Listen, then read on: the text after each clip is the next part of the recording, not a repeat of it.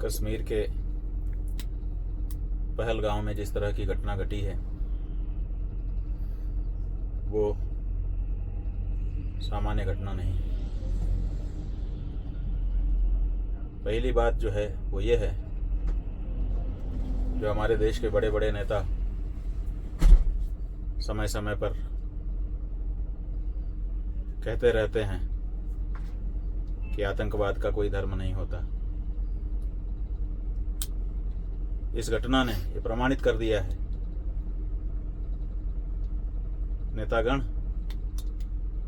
बोलने से पहले अब सोचिए, घटना ने प्रमाणित कर दिया कि ये धर्म होता है आतंकवाद का।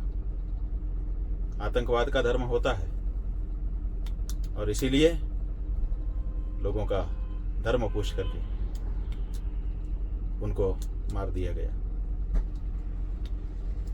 किसी एक धर्म विशेष का होने के कारण उनको मार दिया गया। और जिन्होंने जान बचाने के लिए अपने आप को कहा कि हम इस धर्म के नहीं हैं, उनके कपड़े उतरवा करके उनका खतना देखा गया और फिर गोली मारी गई। इसका मतलब है, बाकी जो भी मतलब निकलता हो, लेकिन एक मतलब तो साफ है, सिद्ध हो गया कि आतंकवाद का धर्म होता है। हम तो कहते हैं आतंकवाद शब्द भी क्यों इनके लिए उपयोग में लाया जाए। आतंकवाद में भी वाद शब्द है, वो भी वाद माने एक दृष्टिकोण होता है। ये कोई दृष्टिकोण नहीं है, ये तो वहशीपना है, राक्षसीपन है। इनको राक्षस कहना शुरू करना चाहिए। और जिन लोगों ने ये कहा था कि कश्मीर में हमने ये कर दिया है, वो कर दिया है, आइए स्वर्ग की वादियों का आनंद उठाइए।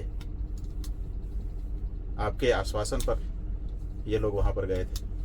आपको भी विचार करने की आवश्यकता है कि आप कहाँ चूक रहे हैं। इस तरह से जो लोग वहां के लोगों को रोजगार देने के लिए गए हुए हैं, उनके साथ इस तरह की नृशंस घटना करना राक्षस के अलावा कोई दूसरा नहीं कर सकता। जितनी निंदा की जाए कम है। घटना के हो जाने के बाद अब आप जो भी कहना वो कहते रहिए, अपने आप को बहुत बड़ा वीर बताते रहिए, लेकिन इस तरह की घटनाएं हो जाती हैं। आखिर आपका प्रशासन कहाँ रहता है?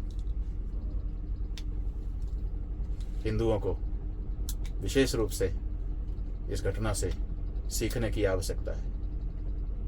आप हिंदुओं को चुनौती दी जा रही है, कभी यहां से, कभी वहां से, कभी कहां से।